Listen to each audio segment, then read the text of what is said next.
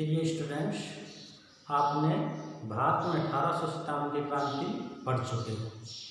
एक बार आपने इसको किसी बुक या गाइड से पढ़ा होगा, फिर आपने YouTube से पढ़ा होगा। ये पाठ आपको पूरा याद होगा। अब एक बार आप स्वयं अपना मूल्यांकन करें। मैं आपसे प्रश्न पूछता हूँ, आप उनका जवाब देंगे। आपकी कितनी तैयारी है? पहला प्रश्न है, क्रांति के समय भारत का गवर्नर जनरल कौन था? क्रांति के समय भारत का गवर्नर जनरल कौन था? आप बताएं, गवर्नर जनरल कौन था? कौन था क्रांति के समय? ये था लॉर्ड कैनिंग। ये था लॉर्ड कैनिंग। लॉर्ड कैनिंग आपने पढ़ा था क्रांति के परिणाम में। फिर ये कैनिंग ही भारत का प्रथम वाइसराय बना। भारत का प्रथम वाइसराय, भारत का प्रथम वाइसराय बना।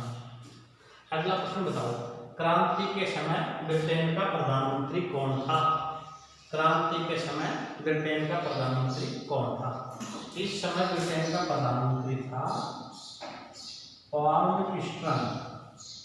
इस समय ब्रिटेन का प्रधानमंत्री कौन था? पाल्मस्टन। डलहौजी ने सर्वप्रथम हड़प नीति के तहत किसका अधिग्रहण किया? हड़प नीति के तहत सबसे पहले किसका अधिग्रहण किया? सतारा। सतारा कहाँ है? महाराष्ट्र। सतारा महाराष्ट्र। आप बता सकते हो सतारा महाराष्ट्र का कब अधिग्रहण किया था? इसका किया था 1848 में। 1848 में। अगला प्रश्न है, झांसी का अधिग्रहण कब किया? झांसी का अधिग्रहण किया 1853 ईस्वी में। 1853 ईस्वी में।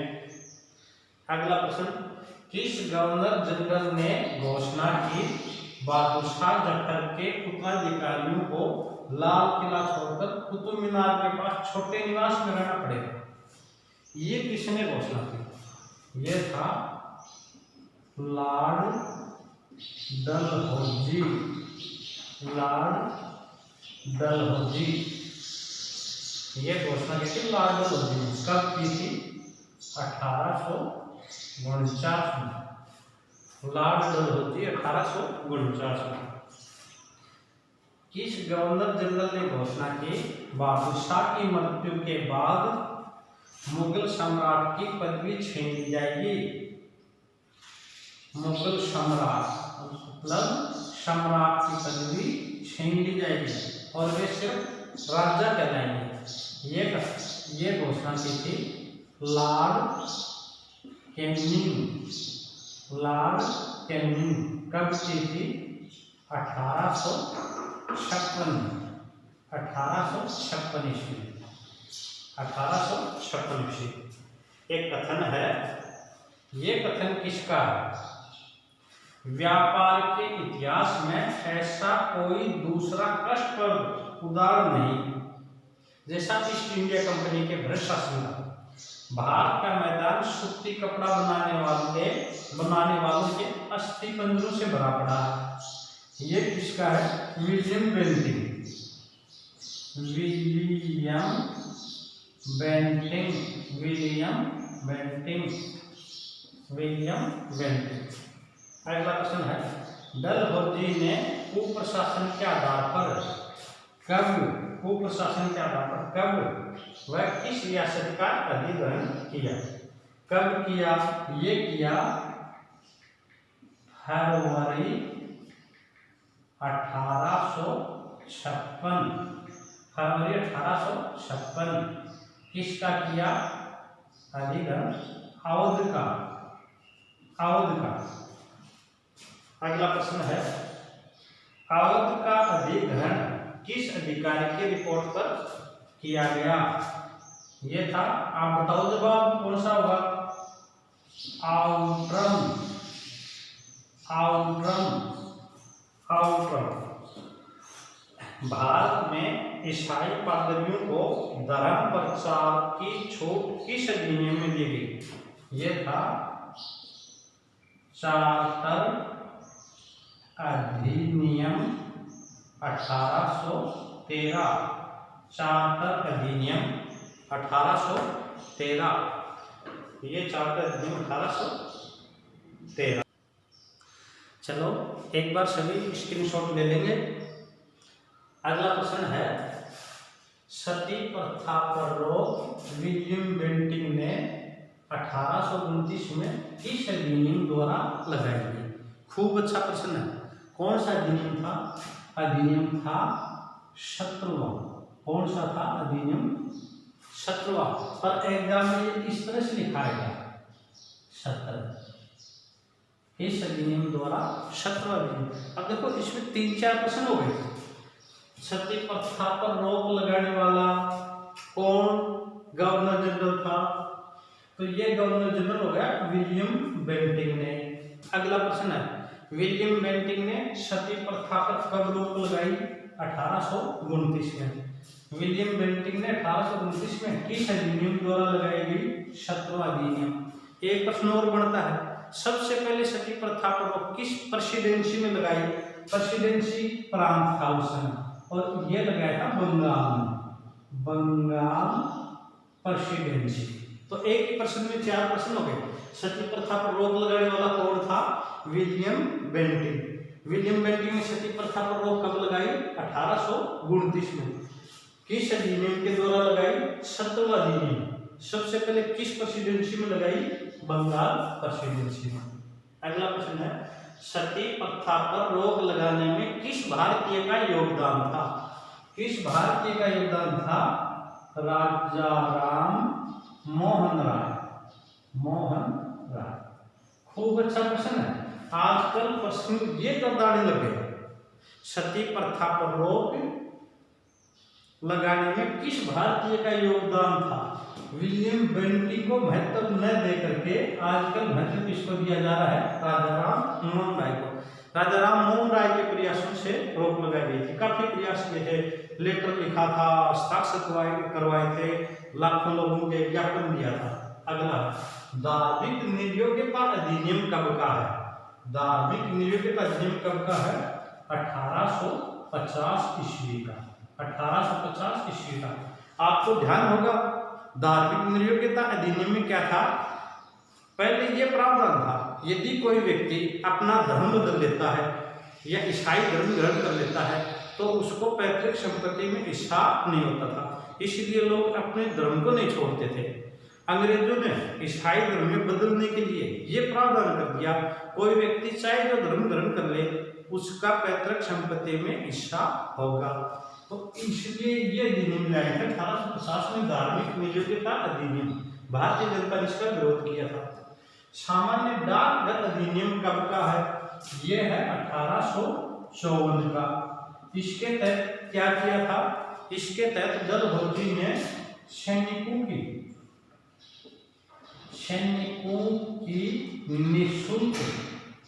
निःशुल्क डाक व्यवस्था समाप्त कर दी थी। निःशुल्क डाक व्यवस्था समाप्त कर दी थी। सैनिकों में इसको लेकर के विरोध था। विधवा पुनर्विवाह अधिनियम कब का? विधवा पुनर्विवाह अधिनियम। अच्छा प्रश्न है। विधवा पुनर्विवाह अधिनियम कब का है? यह है 1856 ईस्वी का। 1856 ईस्वी का। अंग्रेजों का प्रयास तो अच्छा था, पर भारतीय रूढ़िवादी समाज ने इसका विरोध किया था। अच्छा, एक बात बताओगे आप, ये जो अधिनियम है 1856 का, ये किस गवर्नर जनरल द्वारा लाया गया था? दो ही कंफ्यूज करते हैं, डलहौजी या कैनिंग। डलहौजी 1856 में गया था, उसके बाद में 1856 में कैनिंग आ गया था। तो कौन था आप बताओ, डलहौजी या कैनिंग? सेना में धार्मिक आधार पर सर्वप्रथम विद्रोह कब हुआ, कहाँ हुआ? तो सेना में धार्मिक आधार पर सर्वप्रथम विद्रोह हुआ था 1806 में 1806 में कहाँ हुआ था? वेल्लोर। कहाँ हुआ था? वेल्लोर कर्नाटक। वेल्लोर कर्नाटक 1806 में हुआ था। क्यों हुआ था? इस समय 1806 में क्या किया, यहाँ सैनिकों को कहा गया वो तिलक नहीं लगाएंगे, पगड़ी नहीं पहनेंगे, इन धार्मिक चिन्हों को बंद कर दिया। और ब्रिटिश सरकार ने एक तुर्रा दिया, एक टोप दिया ओढ़ने के लिए, और टोप पर एक निशान होता था तुर्रा, जिसमें गाय व सूअर की चर्बी लगी हुई होती थी। तो यहाँ पहला विद्रोह था 1806 में वेल्लोर में। मंगल पांडे ने बैरकपुर छावनी बंगाल में सैनिक कारतूसों को लेकर अपने उच्च अधिकारियों पर कब गोली चलाई? ये प्रश्न खूब इंपोर्टेंट है, इससे कई प्रश्न निकले। कब गोली चलाई, बताओ कब चलाई? तो ये है 29 मार्च 1857 ईस्वी। 29 मार्च 1857 ईस्वी। एक बार पुनः सुनेंगे, इसमें कितने प्रश्न हैं। मंगल पांडे किस छावनी का था? बैरकपुर छावनी। मंगल पांडे किस छावनी का था? बैरकपुर। बैरकपुर छावनी कहाँ है? बंगाल में। बैरकपुर छावनी कहाँ है? बंगाल में। अच्छा, आपने उच्च अधिकारियों पर कब गोली चलाई? 29 मार्च 1857। आप बता सकते हो किस पर गोली चलाई थी? एक तो था बोग, जिसकी मृत्यु हो गई थी, बोग की मृत्यु, और एक था हयुसन।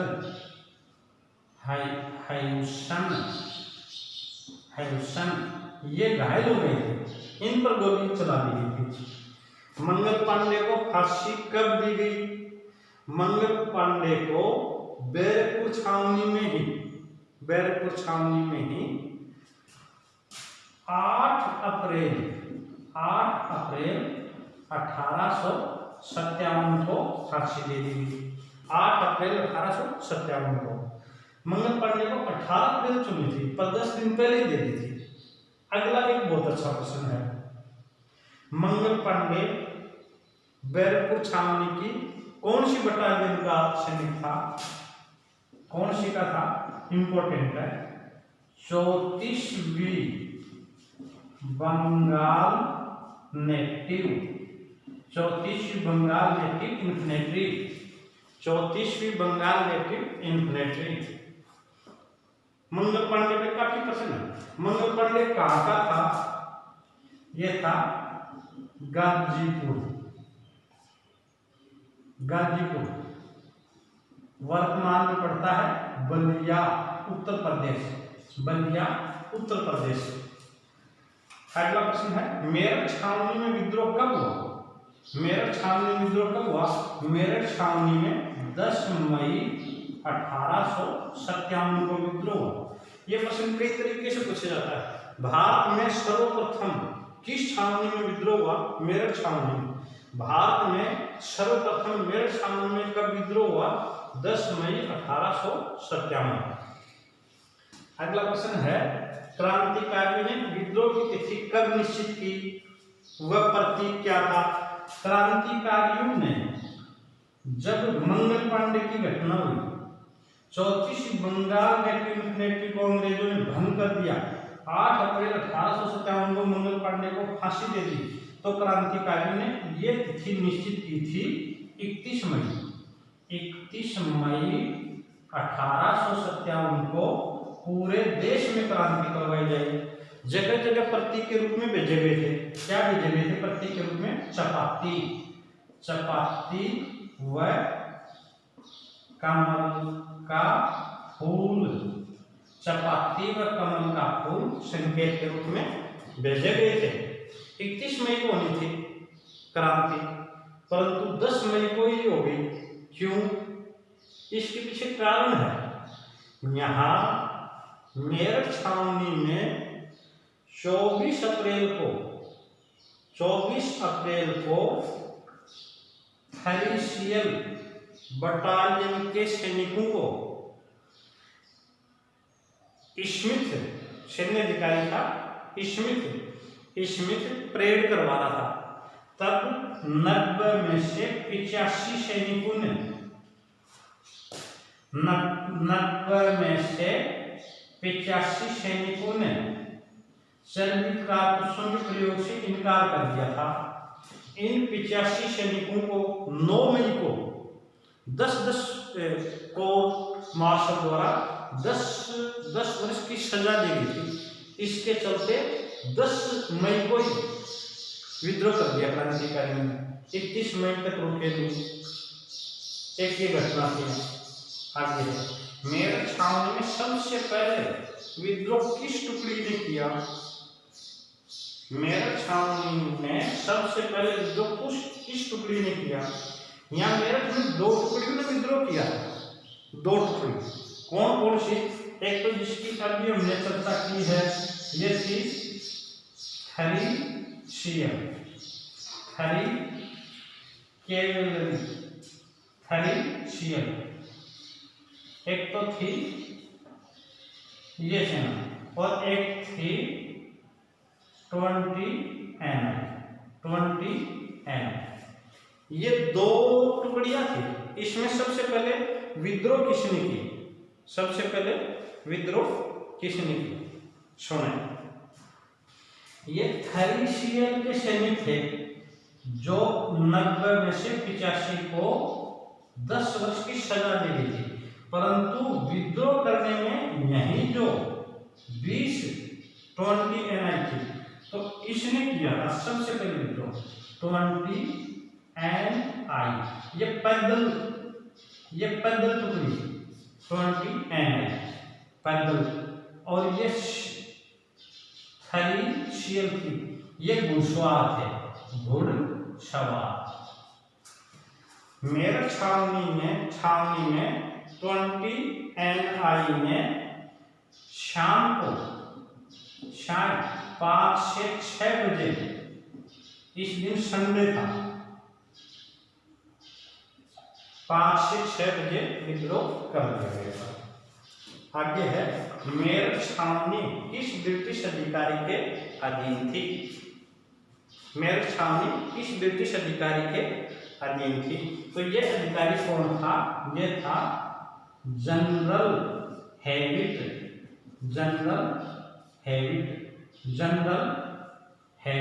ये कौन था? General Hewitt. अब सभी स्क्रीनशॉट ले लेंगे।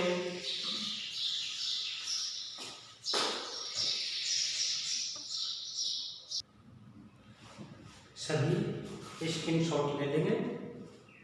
सुनिए, अगला प्रश्न है, क्रांतिकारियों ने दिल्ली पर कब अधिकार किया?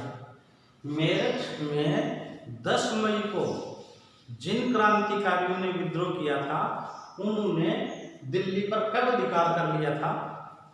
दिल्ली पर अधिकार हो गया था 12 मई 1857 को। 12 मई 1857 को। सभी जवाब देंगे। टॉपिक आप कर चुके हो, बस सुनते याद हो जाएंगे। मेरे हिसाब से आप सबको सारे प्रश्न याद है। क्रांतिकारियों ने दिल्ली पर कब अधिकार किया? 12 मई 1857 को। देश का शहंशाह किसे घोषित किया गया? बहादुर शाह जफर। बहादुर शाह, ये बहादुर शाह द्वितीय थे, मुगल सम्राट बहादुर शाह द्वितीय थे, पर जफर नाम से, उपनाम से कविताएं शायरी लिखते थे, तो ये इतिहास में नाम गए बहादुर शाह जफर को। दिल्ली में सेना का नेतृत्व किसने किया? वेरी इम्पोर्टेंट, ये अच्छा प्रश्न है। दिल्ली में सेना का नेतृत्व किसने किया? देखो यहाँ थोड़ा सा ध्यान से सुनेंगे इसका जवाब।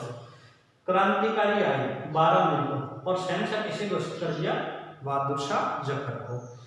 यहाँ दिल्ली में क्रांतिकारियों ने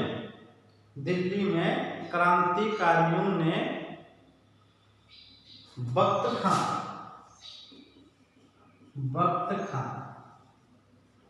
खान भी लिखते हैं, तो क्रांतिकारियों ने सेना का नेतृत्व किसे दिया?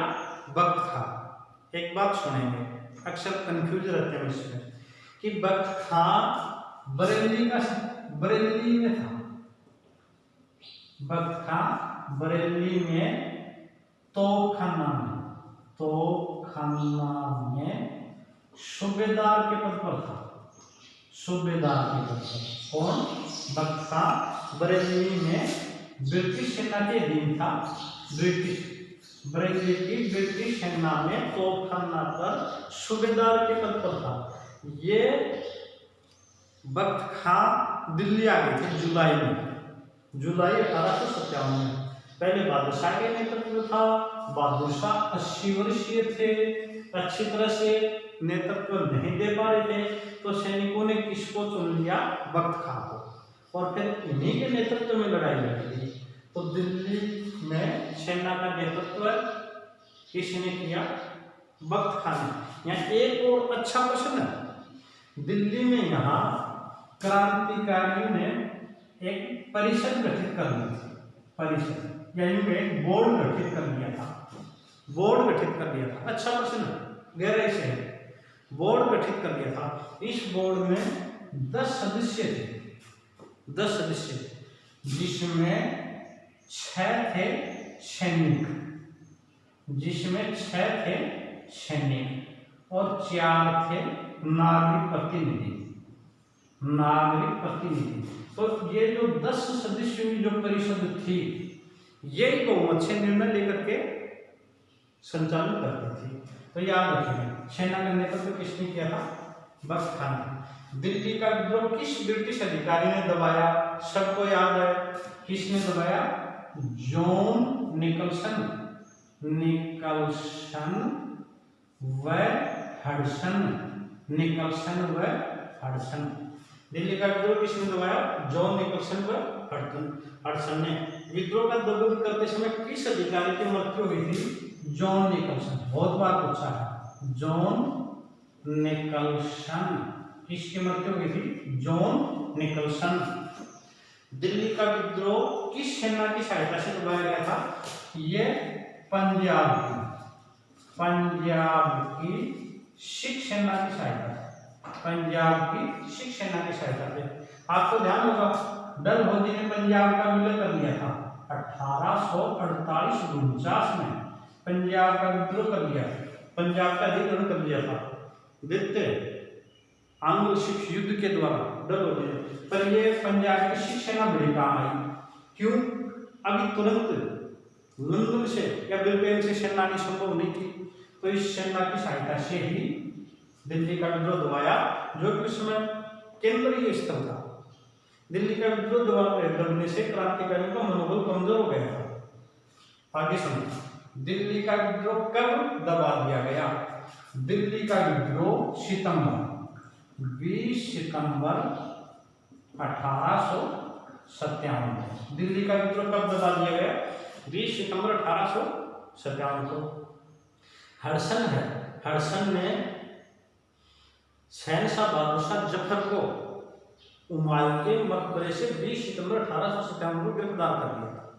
एक बात और अच्छा प्रश्न है, क्रांतिकारियों ने सर्वप्रथम मेरठ सामने में विद्रोह किया था। कब किया था? 10 मई 1857। क्रांतिकारियों ने सबसे पहले किस पर अधिकार किया था? दिल्ली पर। और ब्रिटिश सेना ने या ब्रिटिश सरकार ने सबसे पहले छुटाया भी किसको? दिल्ली को ही छुटाया 20 सितंबर को। देखो, दूसरा छुटाया था ब्रिटिश सेना ने कानपुर को, कानपुर को छुटाया था दिसंबर 1857 में। कानपुर पर कैंपबेल ने अधिकार किया था दिसंबर 1857 में। यहाँ दिल्ली पर कब है? 20 सितंबर 1857, और वो 6 दिसंबर 1857 में। अवध मार्च 1858, मार्च 1858। ये मुख्य थे। चलिए सर, ये है 20 सितंबर 1857। आगे सुनिए, बहादुर शाह जफर को कहां से गिरफ्तार किया गया?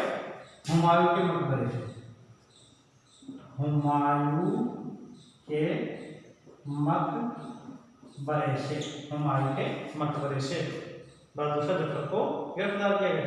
आप बता सकते हो हुमायूं का मकबरा किसने बनाया? अकबर के काल में। हुमायूं की पत्नी हाजी बेगम। चलिए आगे चलिए। बहादुर यहाँ अरसन ने हुमायूं के बेटे और पत्नी गोली मारकर हत्या कर दी थी। बहादुर शाह व उनकी पत्नी जिन्नत महल को कहाँ निर्वासित कर दिया गया? रंगून। कहाँ निर्वासित कर दिया गया? रंगून। एक बात सुन, एक तो थी जिन्नत महल, एक थी हजरत।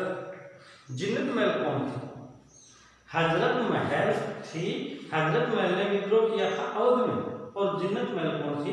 बहादुर शाह की पत्नी। याद रखेंगे ये कौन थी? बहादुर शाह की पत्नी, शहनशाह बहादुर शाह की पत्नी। चलो सर, कहाँ भेज दिया गया? रंगून में। बहादुर शाह के अंतिम दिन रंगून में बीते। म्यांमार, पहले बर्मा था, वर्तमान में म्यांमार में है रंगून, बर्मा में। यहाँ गिरफ्तार करके भेज दिया गया था। अच्छा, बहादुर शाह जब शायरी थे तो वो अंतिम समय में शायरी लिख रहे थे। जफर कितना बदनसीब है, उसे अपने वतन में 2 गज जमीन भी नसीब न हुई। तो ये किसकी शायरी थी? जफर की। बहादुर शाह की कब्र भी कहाँ है? रंगून में, और उसी कब्र पर लिखा है जफर इतना बदनसीब है, उसे अपनी मातृभूमि में 2 गज जमीन भी नसीब न हुई। बहादुर शाह जफर की यही मृत्यु हो जाती है। कब होती है? 7 नवंबर 1862 को मृत्यु कब होती है? 7 नवंबर 1862 को। अवध में विद्रोह कब व किसके नेतृत्व में हुआ? अवध में कब हुआ? 4 जून 1857। किसके नेतृत्व में? बेगम हजरत महल। हजरत महल, बेगम हजरत महल। अगला, बेगम हजरत महल की उपाधि। उपाधि क्या थी? महक परी। महक परी क्रांतिकारी ने दी थी। बेगम हजरत महल को कौन सी उपाधि दी थी? महक परी। युद्ध में आ गई बेगम हजरत महल, कहाँ गई? नेपाल। बेगम हजरत महल बच करके कहाँ चली गई थी? नेपाल बच करके चली गई। अच्छा, मृत्यु कहाँ हुई? नेपाल में ही, काठमांडू। काठमांडू, नेपाल की राजधानी काठमांडू में हुई। कब हुई? 1879 में। गुमनामी में बेगम हजरत महल की मृत्यु होती है, काठमांडू में 1879 में। और यह काठमांडू की मस्जिद है जामा मस्जिद। इसी जामा मस्जिद में इनको दफना दिया जाता है। अवध का विद्रोह किस ब्रिटिश अधिकारी ने दबाया? ये ब्रिटिश अधिकारी था कैंपबेल। कैंपबेल। किस अधिकारी ने दबाया? कैंपबेल ने। कैंपबेल। और कब तक दबा दिया था? मार्च 1858 में। अवध का विद्रोह कैंपबेल मार्च 1858 में दबाया। आप एक बात बता सकते हो? यहाँ क्रांतिकारी ने अवध में एक ब्रिटिश अधिकारी की हत्या कर दी थी। कौन था? यहाँ हेनरी लॉरेंस की हत्या कर दी। Henry Lawrence. Henry Lawrence political agent था ब्रिटिश में, हेनरी लॉरेंस। विद्रोही सैनिकों में सर्वाधिक सैनिक कहाँ से थे? विद्रोही सैनिक थे, उसमें सबसे अधिक सैनिक थे अवध से। सबसे अधिक सैनिक किससे थे? अवध से। देखिए, एक प्रश्न में से दूसरा प्रश्न है, इन सबको याद कीजिए, ये सार है, खूब गहराई से प्रश्न है, सबको याद करो, जुड़ी हुई घटना है सभी। इसको आंसर के बाद में एक बार इसके स्क्रीनशॉट लो।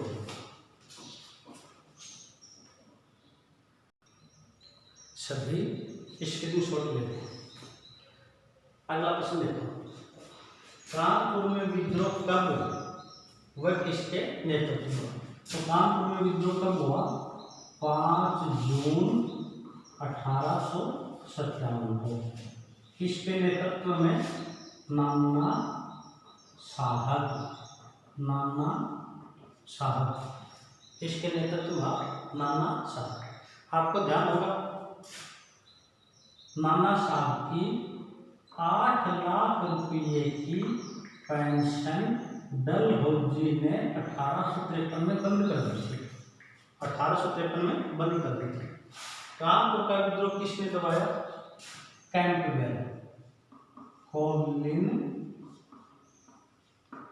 Campbell, Colin Campbell. ये नए सेनापति आए थे ब्रिटेन से, नवंबर में आए थे, विद्रोह के बाद में आए थे नया सेनापति करके। इन्होंने दबाया था कानपुर का विद्रोह। और कब तक दबा दिया था? 6 दिसंबर 1870। 6 दिसंबर 1870। नाना साहब का वास्तविक नाम क्या था? धोंदू पंत या धोंदू पंडित। नाना साहब के सैनिक सलाहकार कौन थे? त्यात्या टोपे।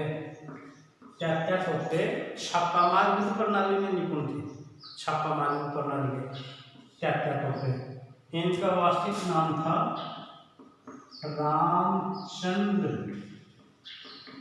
पांडुरंग। त्यात्या टोपे का वास्तविक नाम क्या था? रामचंद्र पांडुरंग। ये नाना साहब के साथ थे। नाना साहब का पतन होने के बाद वे रानी लक्ष्मीबाई के साथ आ गए थे। रानी लक्ष्मीबाई के साथ आकर के ग्वालियर पर अधिकार किया था। और त्यात्या टोपे राजस्थान में भी आने वाले क्रांतिकारी हैं। 2 बार राजस्थान में आए थे, जिसकी डिटेल हम राजस्थान की क्रांति में पढ़ेंगे। नाना साहब बचकर कहाँ चले गए? नेपाल। नाना साहब बचकर के कहाँ चले गए? नेपाल। अच्छा, एक प्रश्न बताइए, बेगम हजरत महल भी नेपाल चली गई थी, नाना साहब भी नेपाल चले गए थे।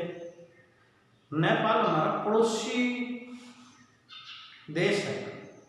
यहाँ के जो शासक थे वो अंग्रेजों के साथ थे, लेने के लिए तो शरण गए थे, परंतु इनको शरण नहीं दी थी। जंग बहादुर, शमशेर जंग बहादुर थे नेपाल के शासक उस समय। शमशेर जंग बहादुर, जिन्होंने शरण नहीं दी थी। एक इम्पोर्टेंट क्वेश्चन है, ये आपको पढ़ाते समय नहीं बताया गया था। सती चोरा हत्याकांड कब का है? सती चोरा हत्याकांड कब का? अच्छा प्रश्न है। यह है 27 जून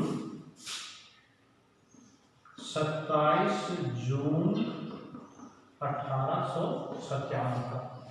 ये है 27 जून 1857 का सती चोरा है। क्या सती चोरा? सती चोरा एक जगह है जो कहाँ है? कानपुर में। ये जगह है कानपुर में। हुआ क्या था? सती चोरा में कुछ अंग्रेजों को नाना साहब के सैनिकों ने पराजित कर दिया। और यहाँ एक ब्रिटिश जो सेनापति है, ब्रिटिश सेनापति है ह्यू हैविलर, यहाँ इसने आत्मसमर्पण कर दिया था। ब्रिटिश जो छावनी का था ह्यू हैविलर, इसने नाना साहब के सामने आत्मसमर्पण कर दिया था। और 27 जून 1857 को एक समझौता हो गया था कि अंग्रेजों ने कहा हम आपको अस्त्र शस्त्र दे देंगे और आप हमें इलाहाबाद जाने दो, आप हमें यहाँ से। ये समझौता हो गया था कब? 27 जून 1857 को। अच्छा, समझौते के तहत ये अंग्रेज जा रहे थे, परंतु रास्ते में कानपुर के पास गंगा नदी के तट पर सती चोरा नामक स्थान पर क्रांतिकारियों ने इनकी हत्या कर दी थी। और यही घटना किस नाम से जानी जाती है? सती चोरा हत्याकांड। ये नाना साहब के नाम पर एक कलंक है, जबकि समझौता होने के बाद में हत्या कर दी गई थी। पर क्रांतिकारी ये डरे थे अंग्रेजों को कि आप तो हर बात पर सब कुछ धोखा से ही विजय प्राप्त की है। झांसी में विद्रोह कब व किसके नेतृत्व में हुआ? ये हुआ जून 1857। रानी लक्ष्मीबाई के नेतृत्व में। रानी लक्ष्मीबाई का वास्तविक नाम क्या था? रानी लक्ष्मीबाई का वास्तविक नाम क्या था? क्या नाम था? मणिकर्णिका। रानी लक्ष्मीबाई का वास्तविक नाम क्या था? मणिकर्णिका। आजकल सीधे लाभ देख रहे हैं, प्यार से इनको मनु कहा जाता था, प्यार से मनु कहा जाता था। झांसी का विद्रोह किस ब्रिटिश सेनापति ने दबाया? झांसी का विद्रोह किस ब्रिटिश सेनापति ने दबाया? ये सेनापति थे ह्यूरोज। ह्यूरोज कौन थे? ह्यूरोज। लक्ष्मीबाई की मृत्यु कब व किस दुर्ग के पास हुई? मृत्यु 17 जून 1858। दुर्ग है ग्वालियर का, ग्वालियर का दुर्ग। रानी लक्ष्मीबाई ने ग्वालियर पर अधिकार कर दिया था। पीछा करते हुए ह्यूरोज आए और यहाँ लड़ते हुए 17 जून 1858 को रानी की मृत्यु हो गई थी ग्वालियर। अच्छा, ग्वालियर का शासक कौन था? सिंधिया। सिंधिया, जियाजी सिंधिया। सिंधिया अंग्रेजों के पास आगरा चले गए थे। एक यहाँ कथन और है ह्यूरोज का, इंपॉर्टेंट है। विद्रोहियों में एकमात्र मर्द। ये किसके बारे में कहा गया था? रानी लक्ष्मीबाई के बारे में। विद्रोहियों में एकमात्र मर्द, किसके बारे में? लक्ष्मीबाई में। आरा बिहार में विद्रोह किसके नेतृत्व में हुआ? कुंवर सिंह। ये आरा के जागीरदार थे और बिहार के शेर कहलाते थे। बिहार के शेर या बुड्ढा शेर। एक और अच्छा क्वेश्चन है, 1857 क्रांति में कुंवर सिंह ने कई बार अंग्रेजी सेना को पराजित किया। कुंवर सिंह कई बार अंग्रेजी सेना को पराजित किया। युद्ध में घायल हो गए थे, उनका हाथ घायल हो गया था, शरीर में जहर नहीं फैले, इसलिए अपने हाथ को काट के गंगा नदी को समर्पित कर दिया गया था। तो ये कौन है? कुंवर सिंह, बिहार के शेर। बिहार का विद्रोह किसने दबाया? ये दबाया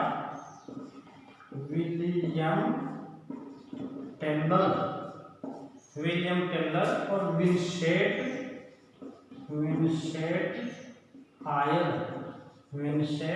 आयर। फैजाबाद में विद्रोह का नेतृत्व किसने किया था और क्या नारा दिया था? ये भी खूब इम्पोर्टेंट है। मौलवी अहमदुल्लाह या अहमदुल्लाह। खूब अच्छा। कौन सा नारा दिया था? जेहाद का नारा मौलवी अहमदुल्लाह ने दिया था। और ये मौलवी अहमदुल्लाह मद्रास से जनवरी 1857 में फैजाबाद उत्तर प्रदेश आए थे। बरेली रोहेलखंड में विद्रोह किसने किया? खान बहादुर खान। मौलवी अहमदुल्लाह पर अंग्रेजों ने 50,000 इनाम रखी थी। एक युद्ध में फिर मारे गए थे। और खान बहादुर खान बरेली में विद्रोह का नेतृत्व किया था। एक और अच्छा क्वेश्चन है, ये खान बहादुर खान को बहादुर शाह जफर का वायसराय नियुक्त किया था। बहादुर शाह जफर का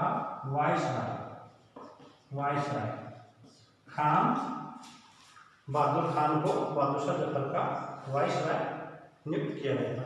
तो सभी एक बार पुनः आंसर से स्क्रीनशॉट ले लेंगे।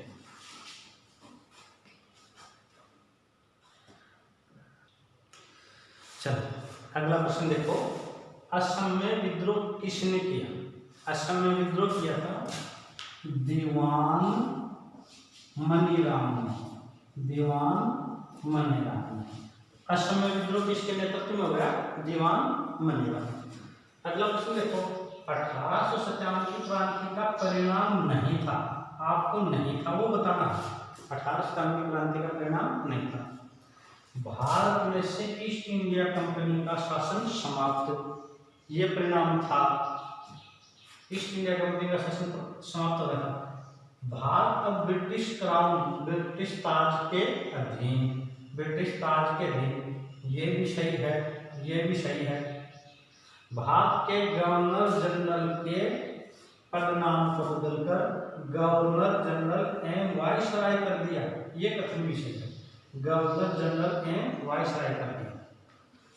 भारत सचिव व 15 सदस्यों वाली परिषद का गठन, ये भी सही है। ईस्ट इंडिया कंपनी में जो बोर्ड ऑफ कंट्रोल और बोर्ड ऑफ डायरेक्टर्स थे, उन दोनों के अधिकार किसको दे दिए थे? भारत सचिव व 15 सदस्यों वाली भारतीय परिषद। ये भारत सचिव ब्रिटेन का कैबिनेट मंत्री होता था। ये का है भारत सचिव व भारतीय परिषद का खर्चा ब्रिटेन के कोष से दिया जाएगा। बताओ कौन सा सही है, कौन सा सही नहीं है? ये सही नहीं है, ब्रिटेन के कोष से नहीं देंगे, भारत के कोष से देना था। और इसमें कौन सा आ जाएगा? उत्तर आ जाएगा ई का, उत्तर आ गया ई का। अगला देखो, महारानी विक्टोरिया का घोषणा पत्र कब, कहाँ व किसने पढ़ा? कब? ये पढ़ा 1 नवंबर, खूब इंपॉर्टेंट है, 1 नवंबर 1858। कहाँ? इलाहाबाद दरबार, इलाहाबाद दरबार, इलाहाबाद दरबार में किसने पढ़ा? Lord Canning, Lord Canning. किसने पढ़ा? Lord Canning. 1857 के विद्रोह के तुरंत बाद सर्वप्रथम किसने से राष्ट्रीय विद्रोह बतलाया? अच्छा प्रश्न, थोड़ा सा ध्यान से सुनेंगे और सोच के जवाब देंगे। 1857 के विद्रोह के तुरंत बाद सर्वप्रथम किसे राष्ट्रीय विद्रोह किसने बताया? मतलब 1857 के विद्रोह को सर्वप्रथम राष्ट्रीय विद्रोह किसने बताया? देखो मैं आपको ऑप्शन देता हूं इसमें। पहला ऑप्शन है वीडी सावरकर, वीडी सावरकर। दूसरा ऑप्शन है डिज़रायली, बेंजामिन डिज़रायली। तीसरा है अशोक मेहता, अशोक मेहता। और चौथा ऑप्शन है यह S N Sen, S N Sen. कौन सा उत्तर करोगे? 1857 के विद्रोह के तुरंत बाद सर्वप्रथम किसने राष्ट्रीय विद्रोह बतलाया? देखो, V D Savarkar, Disraeli, Ashok Mehta, S N Sen. इसका उत्तर करोगे आप दूसरा, डिज़रायली, 2 नंबर, डिज़रायली। आपको बता दूं, एक ध्यान से सुनना इस प्रश्न को, अगले प्रश्न के बाद व्याख्या करते हैं। किस भारतीय ने सर्वप्रथम 1897 क्रांति को भारत का स्वतंत्रता संग्राम बताया? इसका उत्तर होगा V D Savarkar, V D Savarkar. V D Savarkar ने 1909 में अपनी पुस्तक First War of Indian Independence जो लंदन में लिखी थी उसमें बताया था। तो वीडी सावरकर ने कब बताया था? 1909, क्रांति के 50 वर्ष बाद। पर सुनेंगे, यहाँ क्रांति के तुरंत बाद बताने वाले थे डिज़रायली।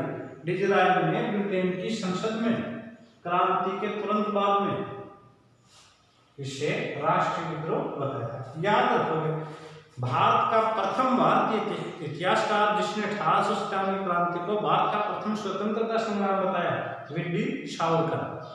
और प्रथम व्यक्ति जिसने 1897 की क्रांति को राष्ट्रीय विद्रोह बताया, ये डिज़रायली। वहां ब्रिटेन की संसद में बोल रहे थे। 1860 की बात है, क्रांति दबाने के तुरंत बाद। 59 में दबाई है क्रांति, त्यात्यापत्य को फांसी देने की घटना मानी जाती है, तब 60 में वहां बोल रहे थे। तो इसका उत्तर देगा डिज़रायली। इसका हो गया, इस भारतीय ने बताया वीडी सावरकर। सभ्यता और बर्बरता के मध्य, इसके स्वरूप को लेकर के सभ्यता और बर्बरता के मध्य किसने बताया है? टी.आर. Holmes, TR. होम्स। 1897 की क्रांति को सभ्यता और बर्बरता, टी.आर. होम्स ने कहा है। अंग्रेज सभ्य थे, भारतीय बर्बर थे, उनके मध्य संघर्ष बताया। ये वेरी वेरी इंपॉर्टेंट है, सबको याद तथा कथित प्रथम राष्ट्रीय संग्राम न तो पहला नए राष्ट्रीय तथा नए स्वतंत्रता संग्राम था। किसने बताया? आर.सी. मजूमदार, रमेश चंद्र मजूमदार, मार्क्सवादी इतिहासकार थे। अगला प्रश्न है, जो कुछ धर्म के रूप में शुरू हुआ वह स्वतंत्रता के रूप में समाप्त हुआ। ये किसका है? एस.एन. सेन। एस.एन. सेन। धर्म के नाम पे जो प्रारंभ हुआ किसके रूप में हुआ?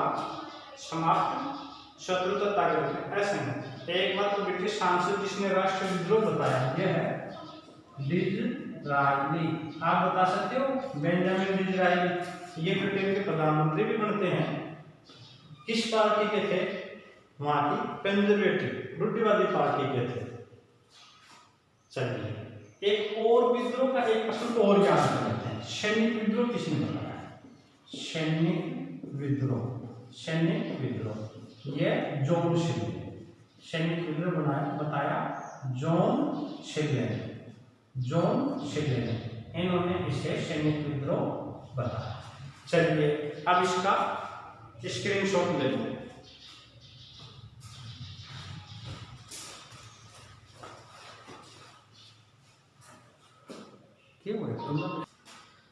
चलो अगला प्रश्न देखो।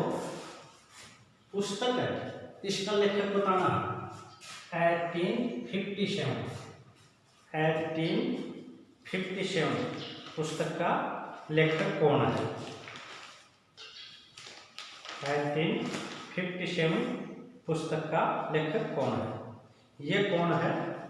एस.एन. सेन। एस.एन. सेन। इससे जुड़ा एक और अच्छा प्रश्न है। 1857 की क्रांति का सरकारी इतिहासकार कौन था? सरकारी इतिहासकार कौन था?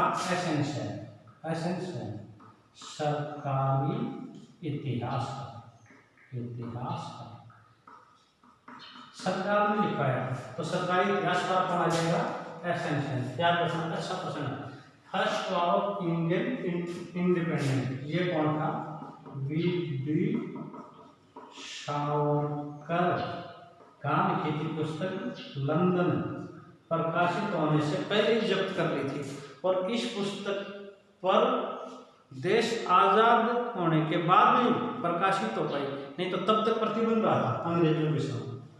The sepoy mutiny and revolt of 1857 ये भी इम्पोर्टेंट है, इम्पोर्टेंट पुस्तक है। आर.सी. मजूमदार तथा कथित राष्ट्रीय आंदोलन में जोड़ने द्वारा था ना, ये कौन हो गया? आर.सी. मजूमदार। आर.सी. मजूमदार को भी सरकारी इतिहास लिखने के लिए कहा गया था, पर उन्होंने अपना बाद में वो सरकारी इतिहासकार नहीं लिखे, स्वतंत्र रूप से अपना ग्रंथ लिखा था। अगला है 1857 द ग्रेट रिबेलियन। इस पुस्तक के लेखक हैं अशोक मेहता।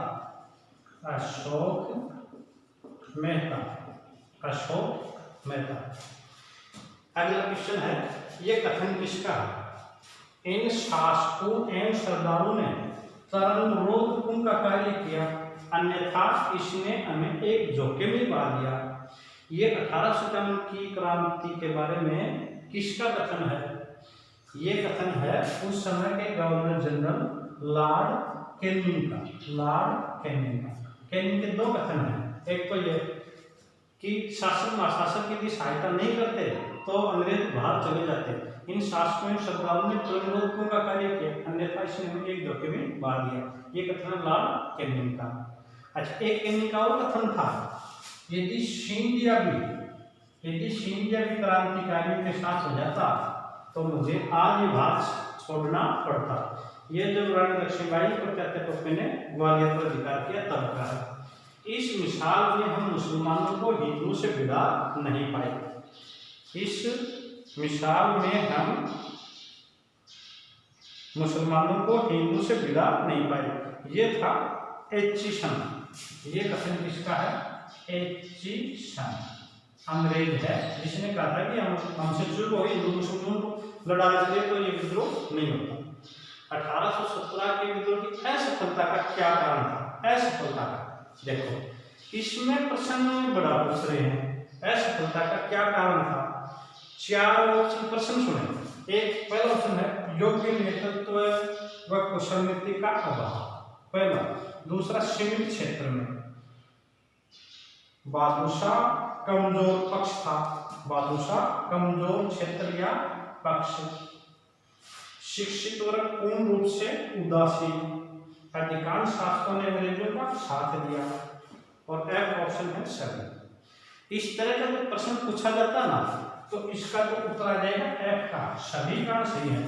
योग्य नेतृत्व व कुशल नीति का अभाव था, सीमित क्षेत्र में थी, बादशाह जफर का कमजोर पक्ष था, 80 वर्षीय थे, योग्य नेतृत्व नहीं दे पा रहे थे, शिक्षित वर्ग पूर्ण रूप से उदासीन था, अधिकांश शासकों ने अंग्रेजों का साथ दिया। अंग्रेजों के पास अच्छे अस्त्र शस्त्र थे, भारतीयों के पास नहीं थे। नाना साहब का कथन है, नीली टोपी वाली राइफल देखते ही गोली मारने से पहले व्यक्ति को मार देती है। पर अब एक बात याद रखना, इनमें एक को चुनना हो, 4 ऑप्शन मान लो आ जाए तो उनमें एक को चुनना हो तो एक तो सबसे बड़ा है योग्य नेतृत्व, योग्य नेतृत्व व कुशल नीति का अभाव सबसे मुख्य। चुनना हो, एक को चुनना हो तो एक चुनना हो तो। और एक कई बार एक प्रश्न आता, कमजोर पक्ष था, ऑप्शन सुने, 1857 की क्रांति का कमजोर पक्ष था। पहला ऑप्शन में हो नाना साहब, दूसरे में हो तात्या टोपी, तीसरे में हो रानी लक्ष्मीबाई, चौथे में हो बहादुर जफर। तो कौन सा करोगे? बहादुर जफर, बहादुर जफर। एक ये शिक्षित वर्ग पूर्ण रूप से उदासीन था। एक प्रश्न और आता है, मान लो यही प्रश्न आ जाता, 1857 के विद्रोह की असफलता का कारण नहीं था, उसमें एक अच्छा प्रश्न भंडार, कारण तो बहुत से होंगे, पर एक क्या, हिंदू और मुस्लिम, हिंदू मुस्लिम समन्वय का अभाव। याद रखना, इस क्रांति में हिंदू और मुस्लिम का समन्वय था, तो साथ मिलकर के लड़े गए। तो ये कथन हमेशा गलत होगा। यदि इस तरह के 4 कथन दे दे और उनमें छाटना हो कौन सा कथन नहीं था, तो कौन सा कथन नहीं था, हिंदू मुस्लिम समन्वय का अभाव। इसमें ऐसी बात नहीं थी, हिंदू और मुसलमानों का समन्वय था, मतलब सांप्रदायिक रूप से हम साथ थे, हिंदू और मुस्लिम साथ थे। 1857 की क्रांति। फिर स्टूडेंट्स, ये हमारा 1857 की क्रांति का टॉपिक पूरा हो गया है। इसमें आप इन प्रश्नों का ज्यादा से ज्यादा रिवीजन करें, एक भी प्रश्न भार नहीं आएगा और निश्चित रूप से हमारा 1857 की क्रांति टॉपिक तैयार हो जाएगा। धन्यवाद।